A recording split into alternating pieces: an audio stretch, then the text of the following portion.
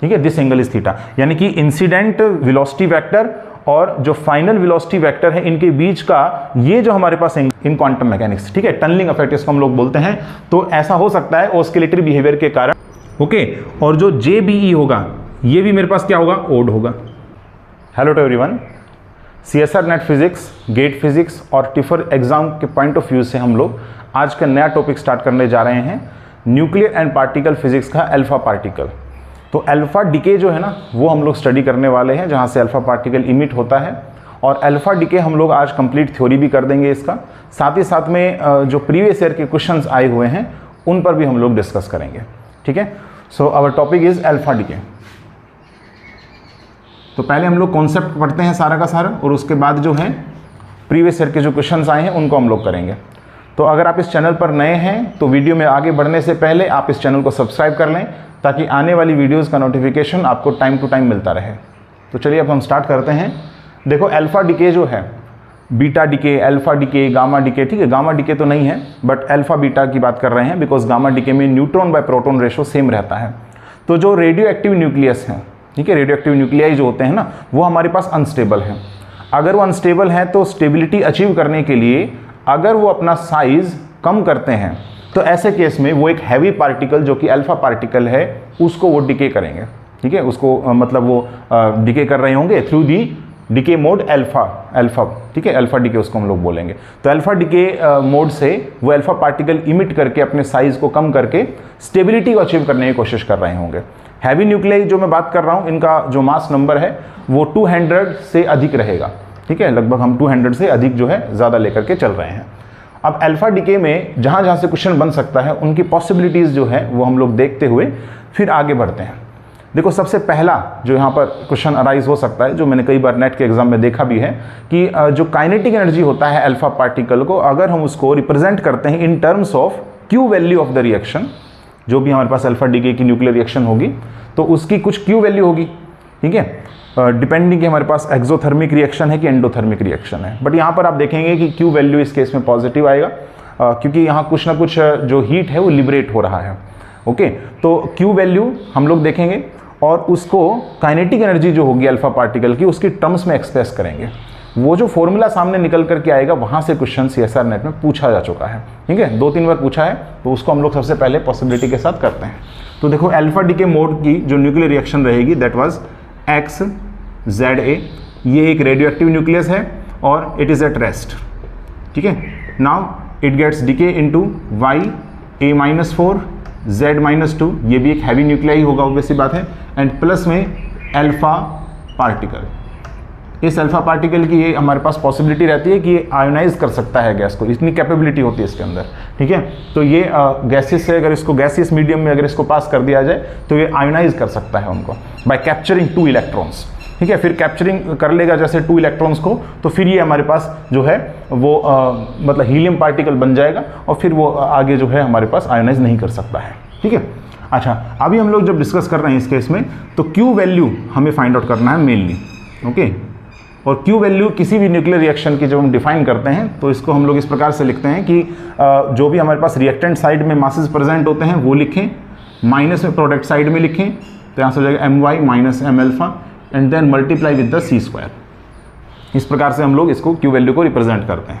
ठीक है, तो अब यहाँ पर जैसे क्यू वैल्यू को हम लोग काइनेटिक एनर्जी के टर्म्स में भी एक्सप्रेस कर सकते हैं, क्योंकि ये तो हमारे पास रेस्ट पर है X, क्योंकि ठीक है X जो न्यूक्लियाई है वो तो रेस्ट पर है, तो इसका काइनेटिक एनर्जी नहीं लिखेंगे हम लोग, इन दोनों का काइनेटिक एनर्जी होगा। तो हम इसे ऐसा भी लिख सकते हैं हाफ MY/VY² एंड प्लस में half M alpha V alpha square. इस प्रकार से भी इसको रिप्रेजेंट कर सकते हैं। ठीक है, अच्छा अभी देखो क्योंकि रेस्ट पर हमारे पास था स्टार्टिंग में, तो इसका मोमेंटम कितना है, 0 है। ओके, और इस न्यूक्लियर रिएक्शन में कोई भी न्यूक्लियर रिएक्शन है उसमें मोमेंटम तो कंजर्व ही होता है, और यहाँ पर अगर हमारे पास रेस्ट पर है तो ये जो 2 पार्टिकल्स इमिट होंगे, इन दोनों पार्टिकल्स का जो मोमेंटम होगा वो इक्वल और अपोजिट होना चाहिए by conservation of momentum. So next we apply conservation of momentum. ठीक है, कंजर्वेशन ऑफ मोमेंटम यहाँ पर अप्लाई करते हैं, so I am getting 0 is equal to, because it is rest so momentum will be 0 and then My/Vy and plus में, ठीक है, My/Vy and plus में M alpha V alpha. Okay, so यहाँ से हमारे पास आ जाएगा, देखो वी वाई का वैल्यू अगर हम कैलकुलेट करना चाहें so minus M alpha V alpha divide by M Y, ये हमारे पास आ जाएगा, ठीक है। और अब इसका वैल्यू जो है ना हम यहाँ पर पुट कर देते हैं, बिकॉज हमें देखो मास पता है वाई वाले पार्टिकल का A-4 है, मास हमें पता है अल्फा पार्टिकल का कितना है 4 के इक्वल है। आल्सो हमें kinetic energy of alpha particle में इसको एक्सप्रेस करना है, तो इस टर्म को तो आपने बचाए रखना है। बस ये वी वाई है जो कि अननोन रहेगा हमारे लिए, तो इसको हम लोग यहाँ से हटाना चाहेंगे by conservation of momentum. So that's why यहाँ से जो क्यू वैल्यू आ जाएगा, that Q value will be half M Y and then V Y square, तो इसका स्क्वायर करेंगे तो आ जाएगा M alpha square V alpha square divide by M Y square, okay, and then plus में half M alpha V alpha square, ठीक है। तो यहाँ पर इन दोनों टर्म्स से half M alpha V alpha square जो है वो कॉमन आ रहा है, और यहाँ हम लिख सकते हैं, देखो जो बचेगा, देखो यहाँ से तो 1 बचेगा एंड प्लस में यहाँ से आएगा M alpha divide by M Y, ठीक है, ये आएगा ना, देखो ये इससे कैंसिल आउट हो जाएगा तो एम वाई बचेगा। एम एल्फा स्क्वायर में से एम एल्फा आपने जो है वो बाहर कॉमन ले लिया है तो एम एल्फा ही बचेगा, इसमें से 1 बचेगा तो 1 plus M alpha by M Y. और ये हमारे पास न्यूक्लियर मास है, या फिर आप एटॉमिक मास भी कह सकते हैं because it is small.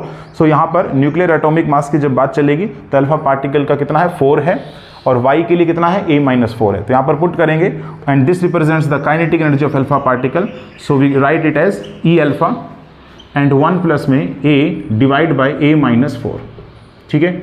LCM ले लेते हैं यहाँ से, तो आ जाएगा E अल्फा और यहाँ से आएगा A-4 एंड देन यहाँ से हो जाएगा हमारे पास में, अच्छा यहाँ पर 4 है ना, देखो अल्फा पार्टिकल का मास कितना है 4 है, तो यहाँ 4 लिखेंगे, ठीक है, and then A-4 and then +4, ठीक है। तो इससे कैंसिल आउट हुआ and I am getting the result that Q value is represented as E alpha and then A divide by A-4। तो डायरेक्ट देखो यहीं से ही क्वेश्चन आता है, डायरेक्ट ये फॉर्मूला अगर आप याद रखते हैं, बिकॉज इसका डेरिवेशन बहुत ज़्यादा जो है नहीं था, इस वजह से मैंने इसका डेरिवेशन भी आपको करवा दिया है, और ये Q वैल्यू जो है इसका फॉर्मूला है, ठीक है। ये डेरिवेशन करने का इतना समय तो रहेगा नहीं, बट आप एक चीज़ समझिए यहाँ से कि A का वैल्यू A-4 से अधिक मिलेगा, तो अगर ये मुझे अधिक मिल रहा है इसका मतलब Q वैल्यू ज़्यादा होगा, Q वैल्यू ज़्यादा होगा, किससे ज़्यादा होगा, energy of the alpha particle से ज़्यादा होगा, ओके।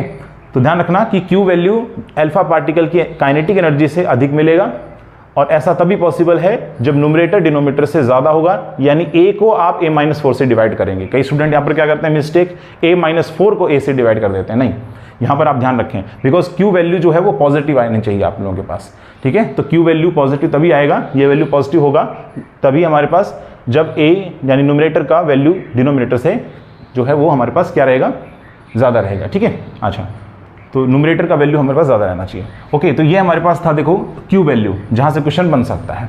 दूसरा जो चांस है वो बन सकता है देखो डिस्टेंस ऑफ क्लोजेस्ट अप्रोच और जो इम्पैक्ट पैरामीटर है, ठीक है।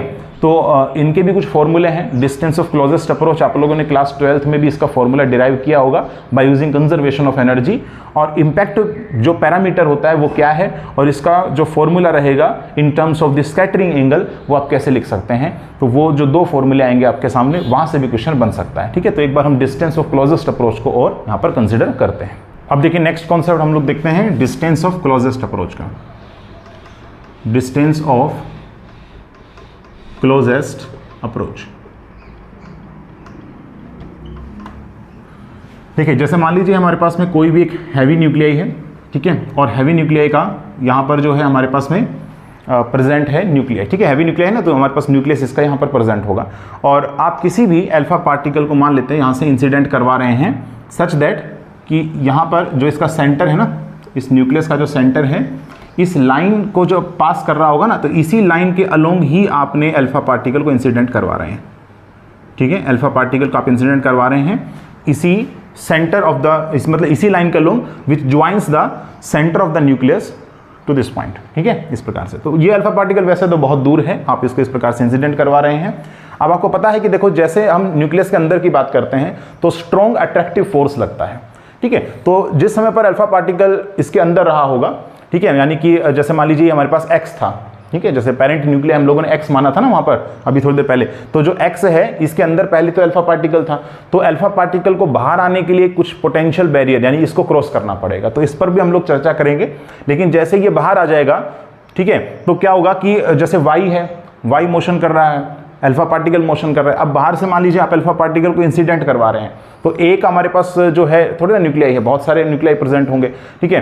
तो अगर ऐसा केस बनता है तो हमारे पास ये अल्फा पार्टिकल इस न्यूक्लियाई की तरफ जब अप्रोच कर रहा होगा, तो बाहर के केस में क्या है, रिपल्सिव फोर्स यानी कूलम्बिक फोर्स जो है उसका अफेक्ट आपको ज्यादा देखने को मिलेगा, क्योंकि अंदर स्ट्रॉन्ग अट्रैक्टिव फोर्स है, अंदर स्ट्रॉन्ग अट्रैक्टिव फोर्स, और बाहर कैसा है, बाहर हमारे पास है मतलब रिपल्सिव फोर्स है, कूलम्बिक रिपल्सिव फोर्स, ठीक है। तो देखो अल्फा पार्टिकल जो है जैसे जैसे इसकी तरफ अप्रोच करेगा, ठीक है, वैसे वैसे क्या होगा, यहां पर ये अपनी एनर्जी को लूज करेगा, ठीक है ना। तो अगर ये अपनी एनर्जी को लूज करेगा तो इसका मतलब ये हुआ कि कुछ टाइम बाद जैसे इसके नजदीक आएगा तो फिर ये रिटर्न बैक हो जाएगा यहां से, ठीक है। उसके बाद क्या हो जाएगा, ये रिटर्न बैक हो जाएगा, मतलब यहां से आने के बाद it return back from here, ठीक है, ये क्या हो जाएगा, रिटर्न बैक हो जाएगा, ठीक है। अब देखो ये क्योंकि बहुत दूर से आ रहा है तो हम ऐसा अज्यूम करेंगे कि यहाँ का जो पोटेंशियल वो कितना है, 0 है, और जैसे ही यहाँ इस पॉइंट तक आ जाएगा, इस पॉइंट पर आने के बाद इसका वेलोसिटी फाइनल 0 हो जाएगा, फाइनल वेलोसिटी विल बी 0 हो जाएगा, ठीक है। तो आप यहाँ पर एनर्जी कंजर्वेशन अगर लगाएंगे तो आप इस न्यूक्लियस के सेंटर से लेकर के और जहाँ से ये रिटर्न बैक हुआ है ये डिस्टेंस d आप लोग कैलकुलेट कर सकते हैं। This distance d is called distance of closest approach, okay.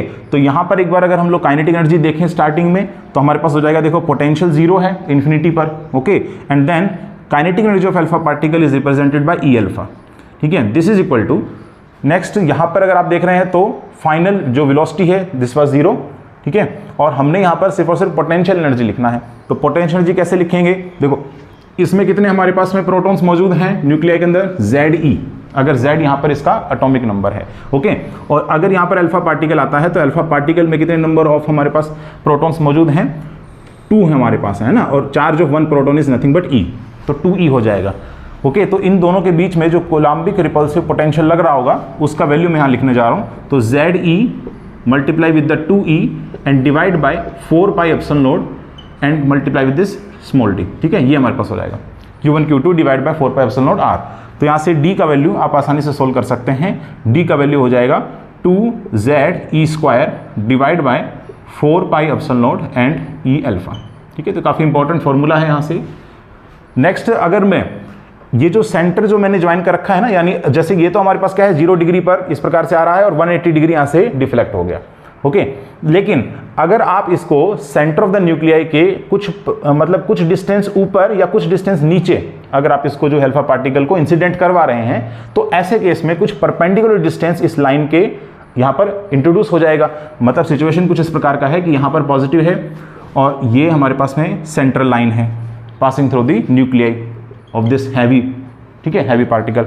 तो अगर हम लोग इसके कुछ अबाव यहाँ से अगर हम लोग अल्फा पार्टिकल को इमिट करवा रहे होंगे तो ये कुछ ना कुछ डिस्टेंस रहा होगा, perpendicular distance. So this perpendicular distance between the centre of the line and the incidence of this alpha particle line, so this distance will called impact parameter, इसको हम लोग इम्पैक्ट पैरामीटर बोलते हैं, ठीक है। तो ये इस प्रकार से आ रहा होगा और जैसे इस प्रकार से आएगा तो इंटरेक्ट होने के बाद ये किसी एंगल पर स्कैटर हो जाएगा इस प्रकार से, ठीक है, इस प्रकार से आकर के किसी एंगल पर स्कैटर हो जाएगा। स्कैटरिंग एंगल आप लोग यहाँ से देखो देख सकते हैं। सिंपली आप क्या करेंगे, देखो इंसिडेंट जो हमारे पास वेलोसिटी होगी इस अल्फा पार्टिकल की वो लाइन तो हमारे पास ये वाली है, ठीक है, वो लाइन ये है, और जिस डायरेक्शन में ये हमारे पास स्कैटर हुआ है वो ये वाली है। तो स्कैटर के केस में यानी फाइनल वेलोसिटी आपकी इस डायरेक्शन में है, ठीक है। तो बस यही जो हमारे पास एंगल होगा ना, यही एंगल को हम लोग थीटा कहने लग रहे हैं, ठीक है। दिस एंगल इज थीटा, यानी कि इंसिडेंट वेलोसिटी वेक्टर और जो फाइनल वेलोसिटी वेक्टर है इनके बीच का ये जो हमारे पास एंगल होगा, बल्कि और भी थोड़ा सा इधर से लेना था मुझे, ठीक है, इस प्रकार से ऐसे, ओके, इस प्रकार से आप ले सकते हैं, ओके, यस। ये जो हमारे पास एंगल होगा this is called angle of scattering, इसको बोलते हैं एंगल ऑफ स्कैटरिंग। तो आपको ये पता रहना चाहिए कि बी और ये थीटा इनके बीच क्या रिलेशन होता है, ठीक है। तो इनके बीच का रिलेशन आपको पता रहना चाहिए। देखो इसका रिलेशन होता है B is equal to d/2, ठीक है, d/2 एंड कोट θ/2, ये रिलेशन हमारे पास एग्जिस्ट करता है, ठीक है। This is the impact parameter relation with the scattering angle, ठीक है। So b is equal to d/2 cot θ/2, d यहाँ पर क्या है, डिस्टेंस ऑफ क्लोजेस्ट अप्रोच, जो कि आप यहाँ से जो है इसका वैल्यू यहाँ पर पुट भी कर सकते हैं, ठीक है। तो इसका जरूरत नहीं रहेगा, आप इसका वैल्यू वैसे चाहें तो यहाँ पुट भी कर सकते हैं, ओके। तो ये था डिस्टेंस ऑफ क्लोजेस्ट अप्रोच और यहाँ पर इंपैक्ट पैरामीटर का कॉन्सेप्ट। अब हम लोग नेक्स्ट बात करते हैं पोटेंशियल बैरियर की। Now the next concept is potential barrier.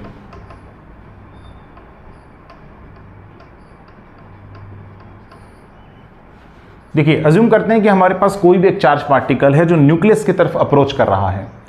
अब अगर हमारे पास ये न्यूक्लियस है और यहाँ पर हमारे पास कोई भी चार्ज पार्टिकल मान लेते Q है, ठीक है, इन जनरल मैंने अज्यूम कर लिया।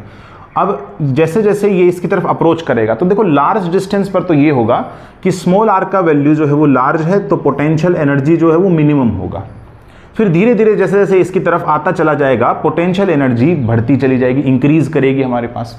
ओके, तो यहाँ पर पोटेंशियल एनर्जी कम था, फिर उसके बाद धीरे धीरे लगातार जो हमारे पास बढ़ता चला जाएगा। फिर जैसे इस न्यूक्लियस को अप्रोच करेगा यहाँ तक आ जाता है मान लीजिए, ठीक है, तो न्यूक्लियस के अंदर यहाँ की हम लोग बात कर रहे हैं तो यहाँ पर स्ट्रॉन्ग अट्रैक्टिव फोर्स लग रहा होगा। अगर यहाँ पर स्ट्रॉन्ग अट्रैक्टिव फोर्स लग रहा है तो इस केस में जो पोटेंशियल है वो नेगेटिव में होना चाहिए और मैक्सिमम भी होना चाहिए, है ना। देखो इसके अंदर जो पोटेंशियल है वो कांस्टेंट लगेगा, ओके, और कांस्टेंट पोटेंशियल और उसकी वैल्यू भी क्या, मैक्सिमम, और नेगेटिव में उसकी वैल्यू होगी। नेगेटिव इसलिए क्योंकि this is the bound state, ठीक है, बाउंड स्टेट है, अट्रैक्टिव फोर्स है, तो अट्रैक्टिव फोर्स के केस में कि हमारे पास पोटेंशियल क्या आएगा, नेगेटिव आएगा, ठीक है। तो ध्यान रखना है यहाँ पर नेगेटिव पोटेंशियल होगा। फिर जैसे ही इससे बाहर निकल जाएगा तो फिर मुझे वैसी ही शेप मिल जाएगी कर्व की, पोटेंशियल वर्सेस आर की, जैसी मुझे यहाँ पर मिल रही थी, ठीक है। तो ये मैंने जनरल केस लिया है, यानी कि अगर आप सिंपली ग्राफ प्लॉट करके देखें तो कुछ ऐसा ग्राफ आपको नजर आएगा इस प्रकार से, ठीक है। देखो स्टार्टिंग में पोटेंशियल एनर्जी कम थी, फिर धीरे धीरे बढ़ी, इसके बाद में नेगेटिव की तरफ टेंड किया और पोटेंशियल हमारे पास क्या हो जाएगा, मैक्सिमम हो जाएगा, and in the negative direction minus V naught, इसको मैं अज्यूम कर लेता हूं, ठीक है, where V naught represents the maximum potential inside this nucleus and it is negative because it is the bound state और से that force is attractive in nature.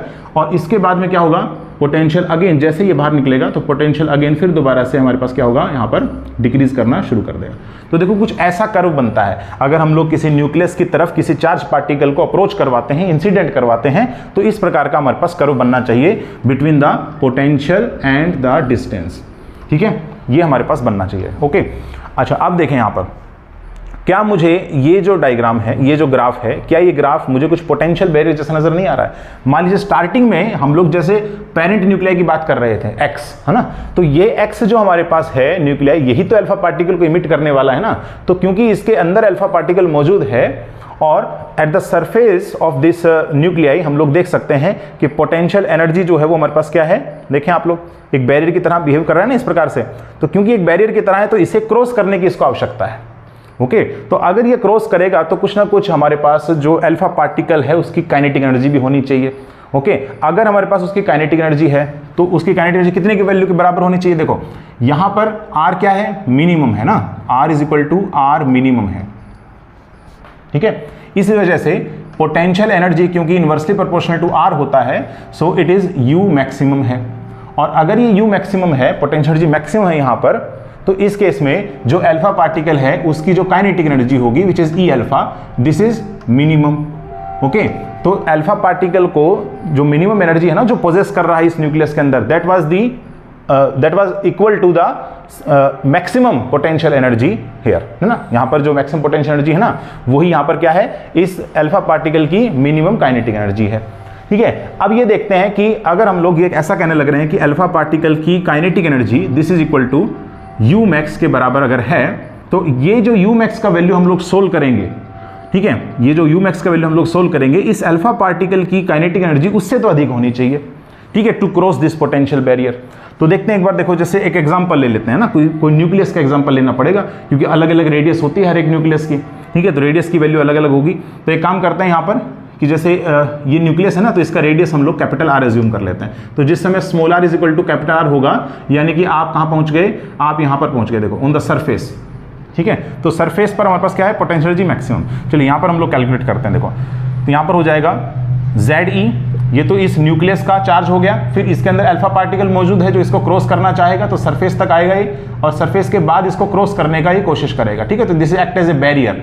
तो यहाँ पर अल्फा पार्टिकल का चार्ज और लिखेंगे which is 2E divide by 4 pi epsilon naught and capital R, ठीक है। देखो कई बार क्या होता है, कैपिटल आर को हम लोग आर स्मॉल आर नोड भी लिख देते हैं, small R naught. What is this represent, this represents the sum of the radii of this nuclei जो हमारे पास आएगा y एंड प्लस में अल्फा पार्टिकल, ठीक है। कई बार आर नोड हम लोग लिख देते हैं क्योंकि अल्फा पार्टिकल जैसे इसके बाहर आएगा तो एक हमारे पास न्यूक्लियाई आएगा और साथ ही साथ प्लस में हमारे पास अल्फा पार्टिकल। ओके, तो हम लोग आर नोड को इस प्रकार से भी रिप्रेजेंट कर सकते हैं, it is the sum of the nuclear radii of the Y particle जो इमिट होगा एंड प्लस में radii of the alpha particle. ठीक है, तो ऐसा भी हम लिख सकते हैं, मतलब कि आर वाई एंड प्लस में आर अल्फा, ये भी हम लोग यहाँ लिख सकते हैं। ठीक है, क्योंकि अभी फिलहाल हम लोग इस पोटेंशियल बैरियर के यहाँ बात कर रहे हैं, मतलब सरफेस पर बात कर रहे हैं, तो small R is equal to capital R, where capital R denotes the radius of this nuclei X. ठीक है, अच्छा अब यहाँ पर हम लोग जो है ना यूरेनियम की बात कर लेते हैं, मान लीजिए। ठीक है, यूरेनियम 23892 होता है। ठीक है, तो Z का वैल्यू कितना है यहाँ पर 92 है, तो यहाँ लिखेंगे देखो 92E, यहाँ पर हो जाएगा 2E and divide by 4 pi epsilon not. ठीक है, और जो इसका न्यूक्लियर रेडियस होता है यूरेनियम का लगभग ये होता है 10⁻⁻14 मीटर, 10⁻⁻14 मीटर। ओके, अब देखो 1/4 पाई एप्सिलॉन नॉट आपको पता है, 9 × 10⁻⁹। ओके, 92 × 2 कर देंगे, E² का E का वैल्यू आपको पता है। तो जब आप इसको सोल्व करेंगे यहाँ से, तो ये वैल्यू लगभग मैं आपको बताता हूँ, ये आपने याद ही रखना है, देखो लगभग 25.67 के लगभग आता है, मतलब 26 आप समझ लीजिए मेगा इलेक्ट्रॉन वोल्ट के अराउंड ये वैल्यू आएगी। ओके, तो हम ऐसा कह सकते हैं, ये हमारे पास अगर पेरेंट न्यूक्लियाई एक्स है और इसमें से अल्फा पार्टिकल अगर बाहर निकलने वाला है, तो इसको बैरियर को क्रॉस करने के लिए मिनिमम जो इसकी काइनेटिक एनर्जी होनी चाहिए, that minimum kinetic energy should be 26 mega electron volt. Okay, लेकिन जो एक्सपेरिमेंट से सामने आता है कि अल्फा पार्टिकल जो इमिट हुआ है यूरेनियम से, उसकी जो एनर्जी हमें मिलती है, that energy is approximately 4 mega electron volt. अब अगर इतनी एनर्जी इसकी है और यहां पर इसको क्रॉस करने के लिए कितना चाहिए, लगभग आप देखें दोनों में 7 मल्टीपल है ना, लगभग 7 टाइम्स ज्यादा चाहिए ना इसको एनर्जी, ये 7 टाइम्स है इसका, तो 7 टाइम लगभग इसको ज्यादा एनर्जी चाहिए होगी।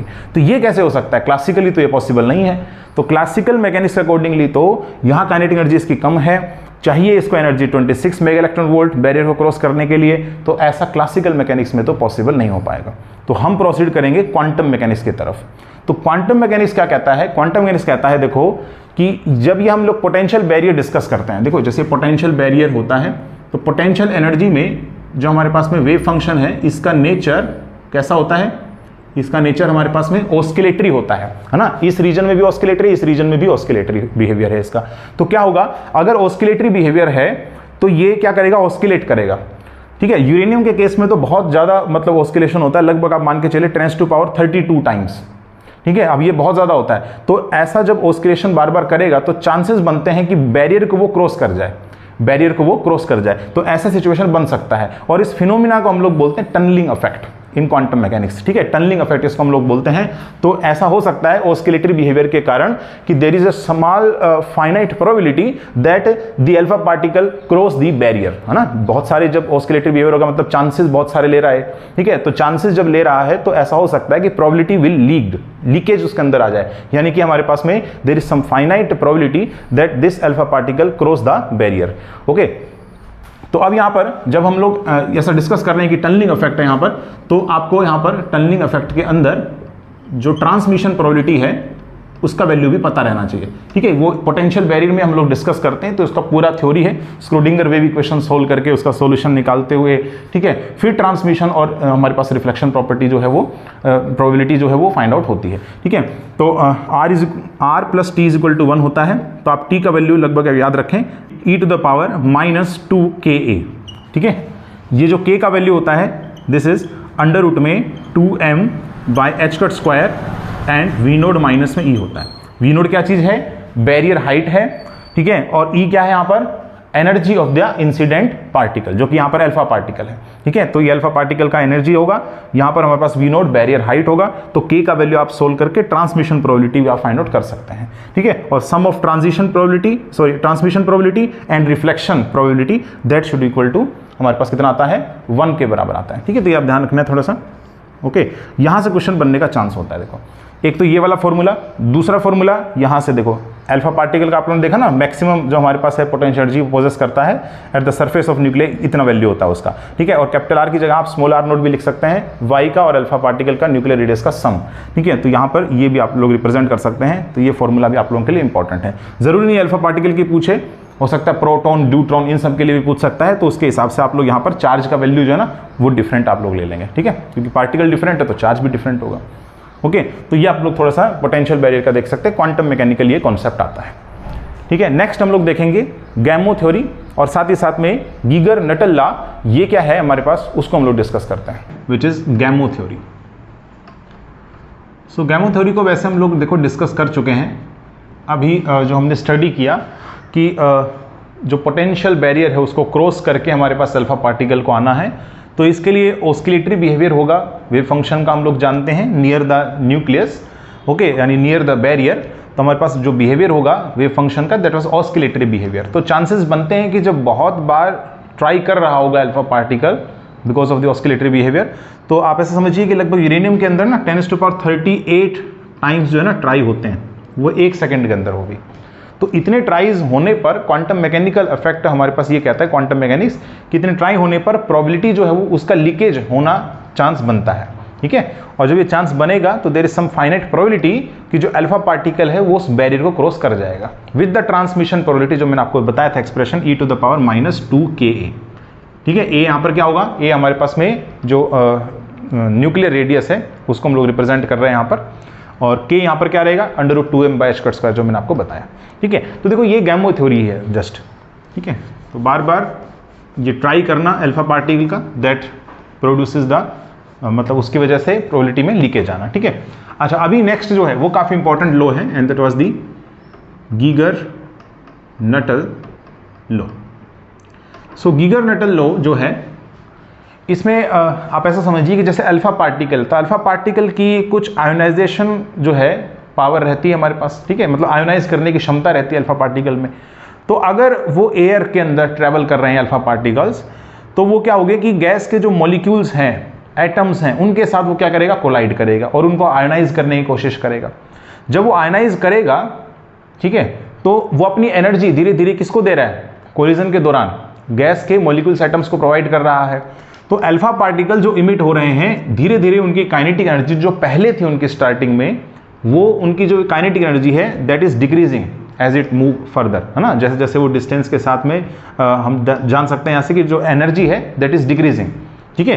तो हम कहेंगे कि जो अल्फा पार्टिकल है, क्योंकि वो कोलिजन करने लग रहे हैं गैसियस एटम या मॉलिक्यूल्स के साथ टू आयोनाइज देम, तो अपनी एनर्जी को लूज करेंगे, अपनी एनर्जी को लूज करेंगे, तो kinetic energy of this alpha particle with respect to this distance is decreasing.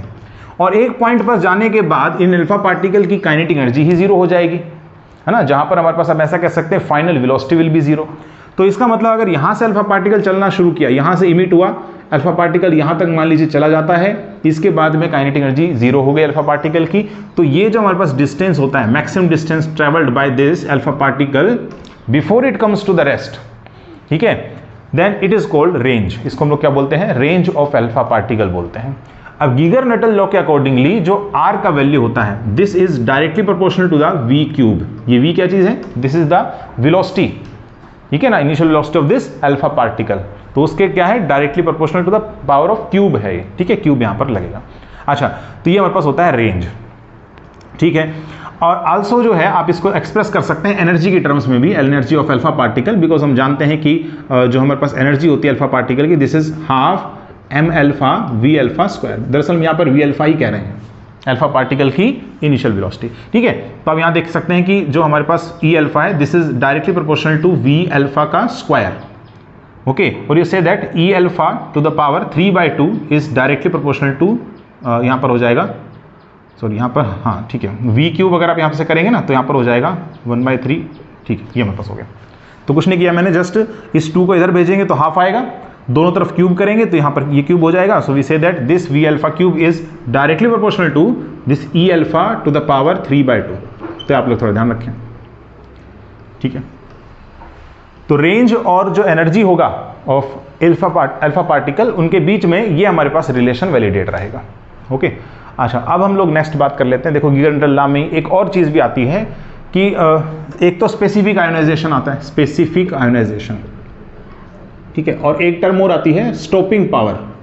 Stopping power, ये दो टर्म्स जो है यहाँ से डिफाइन होते हैं, इनको मैं बताता हूँ। देखो क्या होता है स्पेसिफिक आयोनाइजेशन का मतलब ये हो गया कि जैसे जैसे हमारे पास अल्फा पार्टिकल आयोनाइज कर रहा है गैस मॉलिक्यूल्स को, तो number of ion pairs produce होंगे, ठीक है। तो नंबर ऑफ आयन पेयर्स जो प्रोड्यूस हो रहे हैं, बस उन्हीं को हम लोग बोलते हैं स्पेसिफिक आयोनाइजेशन, यानी कि number of ions pair produced, ठीक है, with the distance travelled by this alpha particle, it is represented in terms of the specific ionisation. उसको हम लोग बोलते हैं स्पेसिफिक आयोनाइजेशन। एक होता है स्टॉपिंग पावर। स्टॉपिंग पावर का मतलब हो गया जैसे जैसे डिस्टेंस बढ़ता चला जाएगा और अल्फा पार्टिकल जा रहा है तो अपनी एनर्जी को लूज कर रहा है वो, तो rate of change of energy loss जो होने लग रहा है, मतलब डिस्टेंस के साथ में एनर्जी का जो लॉस है उसको हम लोग स्टॉपिंग पावर के टर्म्स में एक्सप्रेस करते हैं, इसलिए इसको DE/dx से रिप्रेजेंट करेंगे। एक नेगेटिव साइन और लगा देता हूं, मुझे पता है कि डिस्टेंस जैसे जैसे बढ़ेगा एनर्जी धीरे धीरे कम होती चली जाएगी, इस बात को ये नेगेटिव साइन रिप्रेजेंट करेगा।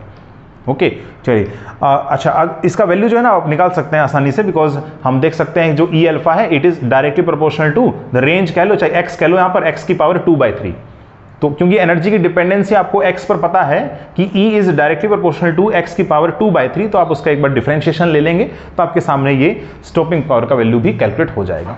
ओके तो स्पेसिफिक आयोनाइजेशन क्या हो गया, number of ion pair produced with the length, ठीक है, और यहां पर हो जाएगा स्टॉपिंग पावर कि एनर्जी का कितना लॉस हुआ है विद द लेंथ, ठीक है, विद द डिस्टेंस ऐसा कह सकते हैं, ठीक है।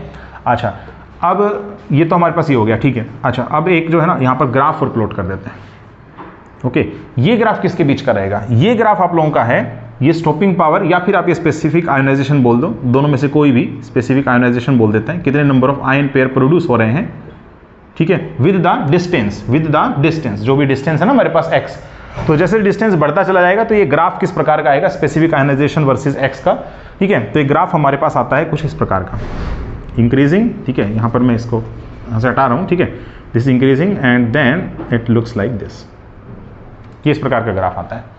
ओके ये ग्राफ हमारे पास आता है, ठीक है। अब देख सकते हैं स्टार्टिंग में क्या हो रहा है, स्टार्टिंग में कुछ अल्फा पार्टिकल की यहाँ पर जो है काइनेटिक एनर्जी थी और वो चलना शुरू किया, तो धीरे धीरे ये जो स्पेसिफिक आयोनाइजेशन है या फिर आप कह सकते हैं आयोनाइजेशन करंट, है ना, आयोनाइजेशन करंट भी कह सकते हैं, अगर मैं एक आयोनाइजेशन चैम्बर में ये काम करवा रहा हूँ अगर, तो आप आयोनाइजेशन करंट की बात कर सकते हैं। तो आप देख सकते हैं धीरे धीरे आयोनाइजेशन करंट क्या हो रहा है, इंक्रीज कर रहा है और यहाँ पर आकर के मैक्सिमम हो गया।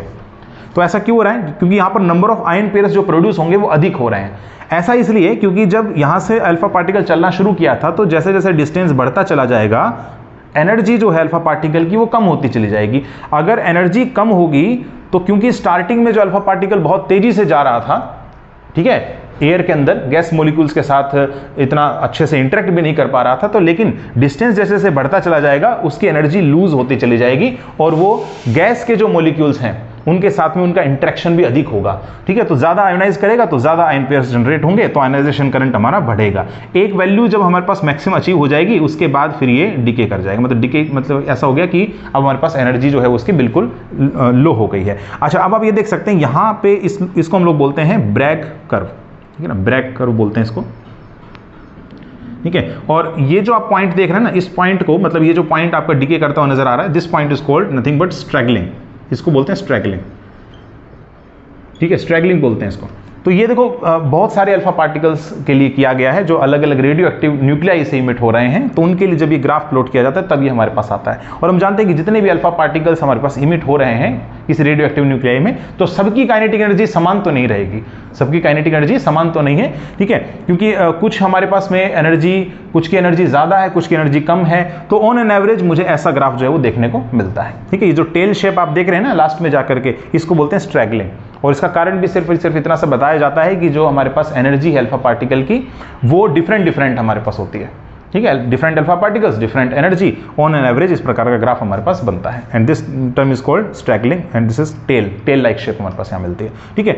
अच्छा अब यहाँ पर गीगर नट्टा में एक और इंपॉर्टेंट बात यहाँ सामने आती है कि जब अलग अलग रेडियो एक्टिव न्यूक्लियाई से अल्फा पार्टिकल जो इमिट हो रहे हैं, तो हमें पता है कि जो हमारे पास में रेडियो एक्टिव न्यूक्लियाई है उनका अपना एक लाइफ टाइम रहा होगा, ठीक है, हाफ लाइफ टाइम जिसको हम लोग बोलते हैं। हाफ लाइफ टाइम से आप लोग कैलकुलेट कर सकते हैं T half is equal to 0.693 divide by lambda, यानी कि डीके कांस्टेंट या डिसइंटीग्रेशन कांस्टेंट भी आप लोग मालूम कर सकते हैं यहाँ से, ठीक है। तो एक तो ln r, ln लैम्डा, और इस डायरेक्शन में है ln r, ठीक है। तो ग्राफ किसके बीच में प्लॉट किया जा रहा है, natural logarithm of decay constant and natural logarithm of the range.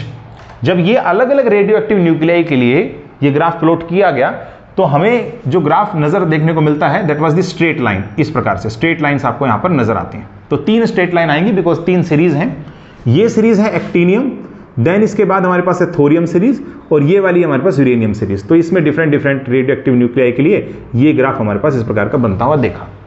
और अगर ये ग्राफ बन रहा है इस प्रकार की शेप का, तो इसका मतलब हम लोग ऐसा कह सकते हैं कि जो रिलेशन होगा इन दोनों के बीच में, यानी डीके कांस्टेंट और जो रेंज है, वो हम ऐसा कह सकते हैं कि nl lambda is equal to some constant a plus में b ln r होना चाहिए, ये हमारे पास रिलेशन सेटिस्फाई करेगा। This relation is given by this Geiger Nuttall, okay.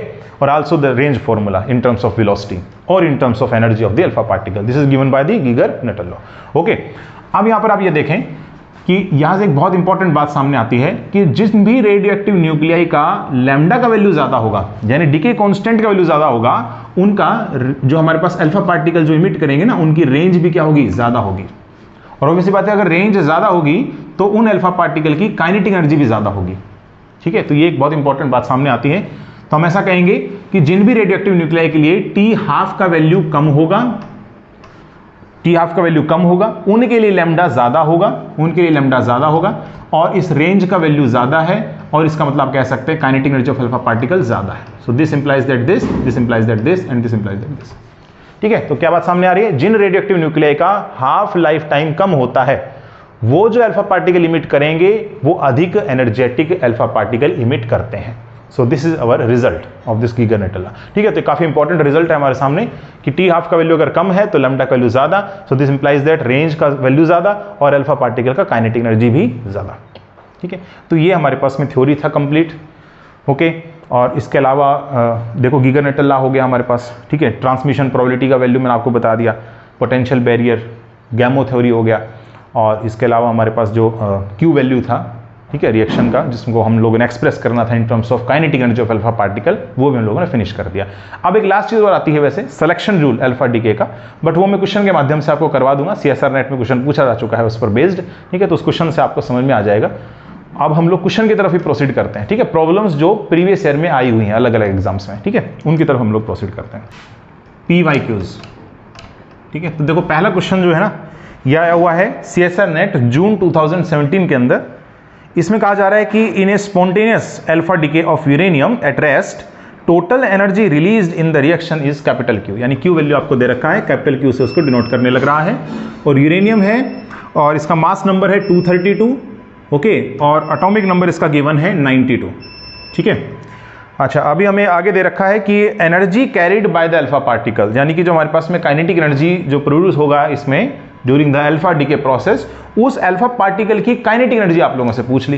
तो आपको एक्सप्रेस करना चाहिए कि Q वैल्यू काइनेटिक एनर्जी के टर्म्स में मैंने आप लोगों को वैल्यू बता दिया था, that is Q is equal to E alpha and A divide by A minus 4, ठीक है। तो this implies that E alpha का वैल्यू आ जाएगा Q of A minus 4 divide by A, ठीक है। सो दिस इज Q, और A minus 4 हो गया 232 माइनस में 4 एंड डिवाइड बाय 232, ठीक है। That means this value will B 228 divide by 232। अब इसको कैंसिल कर लो आप लोग, अगर कैंसिल आउट हो रहा है तो देखो ये कैंसिल आउट होगा, ये 57 पर 4 पर कैंसिल आउट हो रहा है, तो 57 और ये 58 पर कैंसिल आउट होगा, ओके। तो इसका आंसर हो जाएगा 57Q divide by 58, this is our answer, okay. तो ये हमारे पास क्वेश्चन पूछा गया था जून 2017 में। नेक्स्ट देखो टिफर का क्वेश्चन पूछा गया है, 2012 का है ये। इसमें कहने लग रहा है कि एक प्रोटॉन है जिसको एक्सेलरेट करवाया जा रहा है to a higher energy E, और इसको शॉर्ट किया गया to a nucleus of oxygen, ठीक है। In order to penetrate the Coulomb barrier and reach the surface of oxygen nucleus, energy must be at least. देखो ये हमारे पास में न्यूक्लियस है किसका, ऑक्सीजन का, ऑक्सीजन 16 ठीक है। इसमें हमें पता है टोटल जो इलेक्ट्रॉन्स मौजूद हैं, टोटल प्रोटॉन्स मौजूद हैं यहाँ पर वो 8 हैं, हर एक का चार्ज कितना होगा E, तो इस न्यूक्लियस का चार्ज कितना हो गया 80। यहाँ से हमने किसको करवाया इंसिडेंट, प्रोटॉन को, ना कि अल्फा पार्टिकल को। तो प्रोटॉन का चार्ज कितना होता है, E होता है, ये इसके ऊपर यहाँ पर आएगा, ठीक है, इसके सरफेस पर आएगा। तो ये कहने लग रहा है कि इस मतलब इसके सरफेस पर पहुंचे ये ऑक्सीजन न्यूक्लियस के लिए, इसके लिए हमारे पास में E का वैल्यू कितना होना चाहिए एटलीस्ट, ओके। तो देखो इसके सरफेस तक ये पहुंच जाए, इसके लिए आपको बताना है कि E एटलीस्ट, यानी what is the kinetic energy of this alpha particle should be at least, यानी कि मिनिमम काइनेटिक एनर्जी आपने निकालना है। और मिनिमम काइनेटिक एनर्जी कितने के बराबर होता है, maximum potential energy which is here present on this surface of this nuclei. तो what is the maximum potential energy here, इसका वैल्यू हम लोग कैलकुलेट कर चुके थे जब मैंने पोटेंशियल बैरियर आप लोगों को बताया था, this act is a potential barrier है, ठीक है। तो यहाँ पर इसके सरफेस पर जब आप मैक्सिमम पोटेंशियल एनर्जी निकालेंगे, दैट वैल्यू विल बी, देखो 8E, ठीक है, and then this E and divide by this is ZE into E and 4 pi epsilon naught and capital R, ठीक है।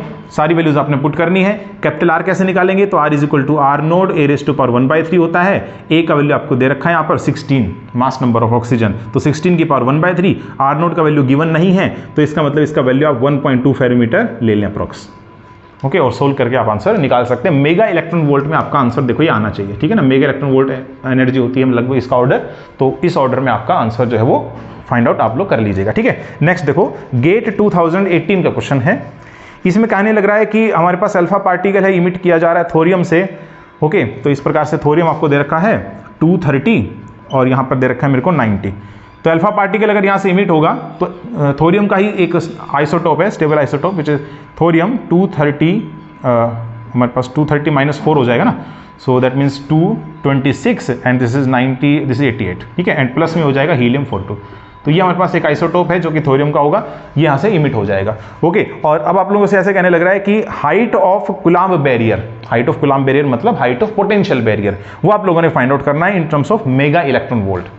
बहुत ईजी है, देखो मैंने आपको बताया इसमें क्या है, हमारे पास अल्फा पार्टिकल है, तो अल्फा पार्टिकल के केस में अगर आप पोटेंशियल बैरियर की हाइट निकालना चाहते हैं यू मैक्स, तो वो हो जाएगा हमारे पास में इसमें कितने हैं देखो एक बार, 90 है ना इसमें टोटल, तो 90 ये हो गए, 90E, ZE तो ये हो गए, ठीक है, ZE इनटू में फिर कितना 4E।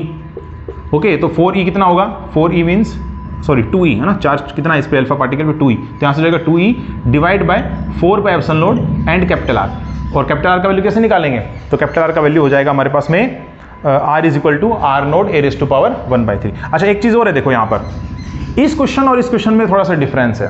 तो यहाँ पर एक्चुअल में R आप यूज़ ना करें तो ज़्यादा बेहतर है, और यहाँ आप 90 ना यूज़ करें तो ज़्यादा बेहतर है। इसका एक कारण है दरअसल, ठीक है। रीज़न इज दिस, बिकॉज यहाँ न्यूक्लियर रिएक्शन होने लग रही है, और उस केस में क्या हो रहा था, इस केस में एक ऑक्सीजन न्यूक्लियाई था और उस पर हम लोग जो है प्रोटॉन या अल्फा पार्टिकल को हम लोग इंसिडेंट करवा रहे थे। तो यहाँ इंसिडेंस चल रहा है, बट इस केस में क्या होगा, इस केस में हमारे पास अल्फा पार्टिकल बाहर निकला है यहाँ से, ओके, और एक न्यूक्लियर रिएक्शन आपको दे रखी है। ऐसे केस में आप क्या करेंगे, Z-2 लिखेंगे यहाँ पर, तो हो जाएगा 88 और डिवाइड बाय यहाँ कर देंगे आप लोग R, ठीक है। और R का वैल्यू होगा मेरे पास में R नोड, और A⁻⁴ जरूर है, बट ये मास नंबर जो होगा ना, ये मास नंबर आपने इंडिविजुअल का लिखना है, यानी इसका भी प्लस इसका भी, दोनों का लिखना पड़ेगा। मतलब मैं ऐसा कहने लग रहा हूं, this R represents the sum of the radii, nuclear radii of these 2 nuclei, जो हमारे पास 2 न्यूक्लियाई है ना, इनके न्यूक्लियर रेडियस को डिनोट करने लग रहे हैं, ठीक है। So R represent the sum of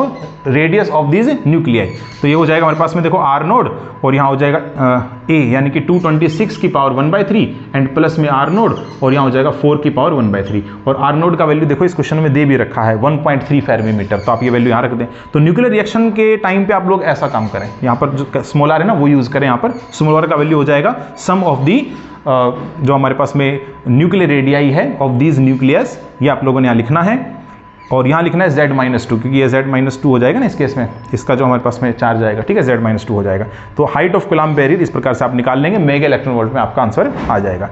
okay, तो लगभग ये आंसर जो आपका सोल्व करने पर आ रहा है, that answer will be 25 mega electron volt आपका लगभग आंसर आ रहा है। तो मैंने बताया था इतना लगभग होता है इस केस में, ठीक है। जितने रेडियो एक्टिव न्यूक्लियाई होते हैं ना, उनके 25, 26 लगभग इतना हमारे पास आंसर आता है, ठीक है। जो पिछला वाला केस था वो रेडियो एक्टिव न्यूक्लियाई का नहीं था, देखो वो ऑक्सीजन था इस केस में, और ऑक्सीजन था तो इस केस में बहुत कम वैल्यू आएगी।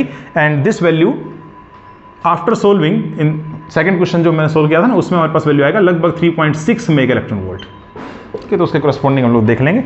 नेक्स्ट हम लोग बात करते हैं नेट जून 2019 का क्वेश्चन है, which is based on the selection rule of alpha decay. Now the next question is NET June 2019 का ये क्वेश्चन आया हुआ है। इसमें कहने लग रहा है N excited state of beryllium 8-4 दे रखा है, mass number is 8 and atomic number is 4 and nucleus decays into 2 alpha particles, यानी कि हमारे पास हो गया ये बेरिलियम गिवन है 8-4, एक्साइटेड स्टेट में ये डिके हो जाता है और 2 अल्फा पार्टिकल से इमिट करता है, that means helium 42 and plus में हीलियम 42, इस प्रकार से इमिट कर देता है, ठीक है। चलिए नेक्स्ट इसमें कहने लग रहा है which are in a spin parity 0+ state, यानी कि इन दोनों का जो हमारे पास में स्पिन पैरिटी स्टेट है वो आप लोगों को गिवन है 0+ और इसका भी 0+ गिवन है।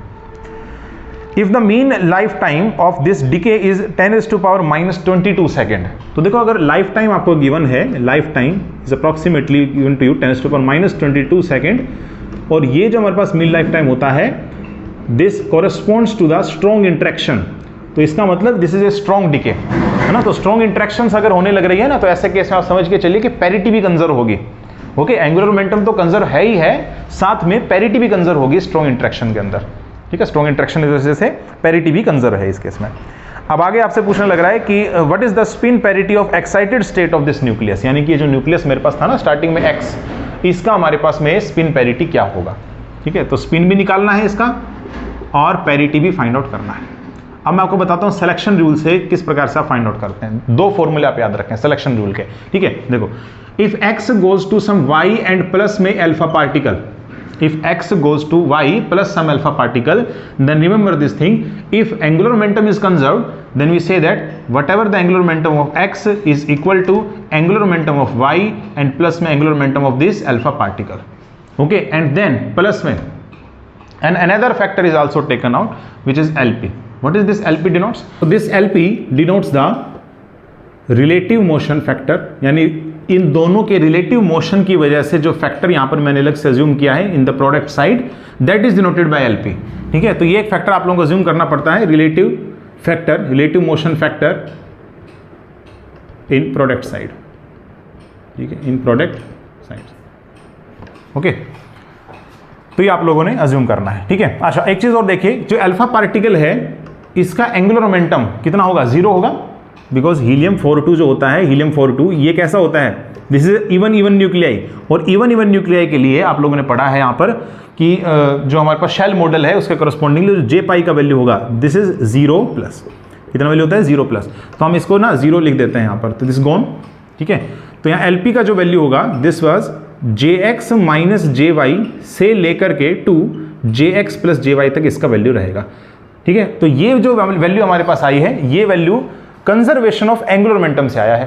अब देखो, अगर इन केस पैरिटी भी कंजर्व होती है, यानी स्ट्रॉन्ग इंटरेक्शन होती है, तो ऐसे केस में पैरिटी का अगर हम लिखेंगे तो पैरिटी का मतलब ये हो गया, parity of the X is equal to parity of Y, parity of alpha particle, और फिर एक फैक्टर वही एलपी वाला सेम लेना आपने, -1 टू द पावर एलपी। तो ये फैक्टर भी आप लोगों ने इंक्लूड कर देना है।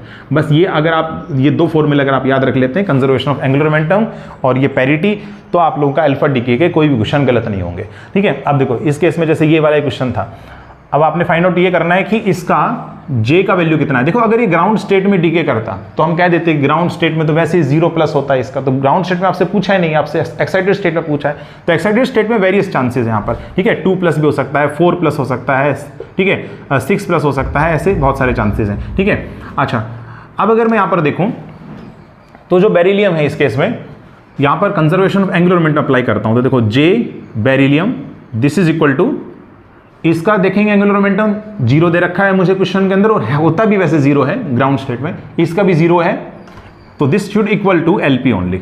ओके, ये एलपी के बराबर मेरे पास आ जाता है।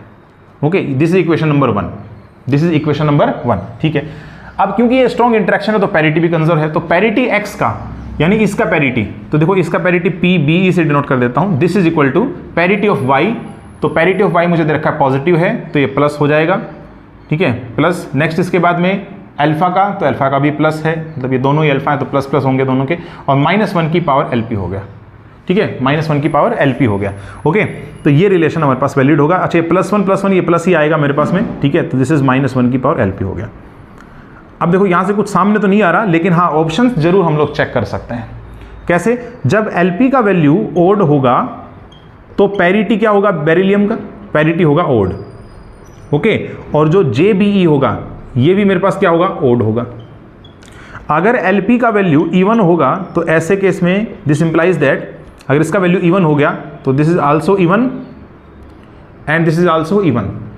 अब जो ये दोनों कंडीशन सेटिस्फाई कर रहा है, दो या दोनों में से कोई एक, ऐसा ऑप्शन आप लोग चेक कर लीजिए। ठीक है, तो ऐसा ऑप्शन आप लोगों को इसमें एक ही गिवन है विच इज 2+, तो 2+ ही मुझे गिवन है सिर्फ और सिर्फ। ठीक है, यहाँ पर देखो इवन है, पैरिटी भी इवन है, एक ही केस पॉसिबल है। ठीक है, और इसी प्रकार से आपको जैसे और ऑप्शंस है तो वो मैच ही नहीं कर रहे हैं दरअसल। ठीक है, तो ये सिचुएशन आप देख लें, इस सिचुएशन से हमारे पास ऑप्शन से हम लोग मैच करवा के आंसर फाइंड आउट कर सकते हैं। ये भी सिलेक्शन रूल पर ही बेस्ड है अल्फा डीके का। अल्फा डीके जो है वो शो किया गया है इस प्रकार से, ट्रांजिशन से शो किया गया। देखो ये 2- है, this is 2+, it goes like this. आपने फाइंड आउट करना है कि what is the possible value of angular momentum of alpha particle, और ऑप्शंस आपको दे रखे हैं 0, 2, 3 और 4, ये 4 आपको ऑप्शंस दे रखे हैं, और इसमें पूछ रहा है पॉसिबल वैल्यू जो है एंगुलर मोमेंटम की क्या होगी फॉर अल्फा पार्टिकल। ठीक है, तो देखो जो टोटल एंगुलर मोमेंटम है वो तो कंजर्व है इस केस में, क्योंकि कंजर्व है तो हम लिख सकते हैं यहाँ पर, जैसे इस रिएक्शन में हम लोग लिख रहे थे x goes to y plus alpha, तो हम इसमें एक्सप्रेस कर रहे थे Jx is equal to JY plus J alpha and plus में LP, where LP denotes the, ये हमारे पास था कि जो रिलेटिव मोशन की वजह से जो फैक्टर आ रहा था ना, that was LP in the protect side. Okay, अच्छा Gx का वैल्यू दे रखा है मेरे को, बिल्कुल एंगुलर मोमेंटम दे रखा है, x इज इक्वल टू 2 दे रखा है, this is equal to y, ये दे रखा है 2, प्लस में अल्फा पार्टिकल का J का वैल्यू 0 होता है ना, टोटल एंगुलर मोमेंटम कितना होता है J का, 0 होता है। Okay, next is LP।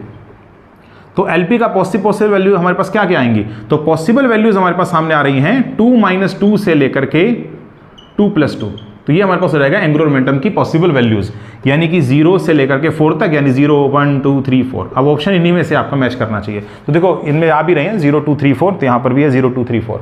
तो हम यहाँ से तो नहीं बता सकते, कंजर्वेशन ऑफ एंगुलर मोमेंटम से हम आंसर को टिक नहीं कर सकते हैं, बट यहाँ पर आप ऐसा करेंगे कि पैरिटी कंजर्वेशन लगा देंगे। तो पैरिटी कंजर्वेशन अगर आप लगाएंगे तो हमें पता है the parity of this x is equal to parity of this y, parity of this alpha and -1 to the power LP, ये हमारे पास हो जाएगा। ठीक है, अब देखो parity of x is given to you negative है ना, ओड दे रखा है, सो दिस इज ओड। ठीक है, पैरिटी ऑफ y, तो पैरिटी ऑफ y मुझे दे रखा है पॉजिटिव, यानी कि इवन हो गया, दिस इज इवन। ठीक है, नेक्स्ट इज अल्फा का कितना होता है, अल्फा इज 0+ ना, तो ग्राउंड स्टेट में, तो हमारे पास कितना हो जाएगा इसमें, दिस इज ये हमारे पास हो जाएगा even and then -1 to the power LP, -1 to the power LP। ठीक है, अच्छा आप एक बात बताइए, यहाँ इवन है, यहाँ पर इवन है, तो इवन इंटू इवन कितना होता है, इवन होता है। तो अगर मुझे इसे ओड लेकर के आना है टू कंजर्व द पैरिटी, इसका मतलब इसे भी क्या होना पड़ेगा, ओड होना पड़ेगा, इसे क्या होना पड़ेगा, ओड। देखो इवन इंटू इवन इवन होगा, और अगर मैं चाहता हूँ कि लेफ्ट हैंड साइड में ओड आ जाए बाय पैरिटी कंजर्वेशन, तो मैं चाहूँगा कि इसका वैल्यू ओड आए, और इसका वैल्यू ओड तभी आएगा जब LP का वैल्यू ओड होगा। तो आप ये देखिए ऑप्शन में जो मुझे LP का वैल्यूज दे रखी हैं, possible values of angular momentum, तो इनमें हमारे पास कौन सी वैल्यू ओड है, तो हम देख सकते हैं 3, this is only odd, this is the only odd number, बाकी हमारे पास इवन है। तो इसका मतलब इस क्वेश्चन का आंसर कितना हो जाएगा, 3 हो जाएगा। ठीक है, तो ऐसे हम लोग सिलेक्शन रूल पर भी बेस्ड क्वेश्चन कर सकते हैं। बट ये 2 इक्वेशन जो है ना आप लोग याद रखिए, बस ये पहली इक्वेशन है, ये हमारे पास दूसरी इक्वेशन। अगर आप ये 2 इक्वेशन याद रखते हैं, this is angular momentum conservation, this is parity conservation, तो हमारे क्वेश्चन हो जाएंगे। ठीक है, तो इस प्रकार से हमने अल्फा डीके को यहाँ पर फिनिश किया, और अब हम लोग जो है बीटा और गामा डीके पढ़ेंगे। ठीक है, तो कल का लेक्चर जो बेस्ड रहेगा वो किस पर रहेगा, बीटा एंड गामा डीके पर। तो अब आपको आज का लेक्चर जो समझ में आया होगा। अगर आपको आज का लेक्चर अच्छा लगा तो अब इसे लाइक कीजिए, कमेंट कीजिए, शेयर कीजिए, और चैनल को सब्सक्राइब करना ना भूलें। मिलते हैं नेक्स्ट लेक्चर में, थैंक यू।